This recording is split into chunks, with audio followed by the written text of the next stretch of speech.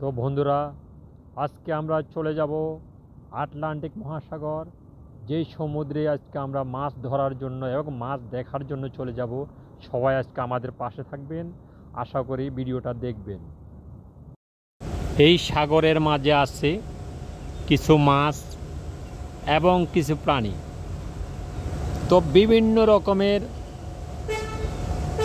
মাছ এবং প্রাণী এখানে থাকে, তাই আমরা এগুলা খুব নিখুঁতভাবে দেখে নিব, কারণ এগুলো আমার দেখতে অনেক সৌন্দর্য।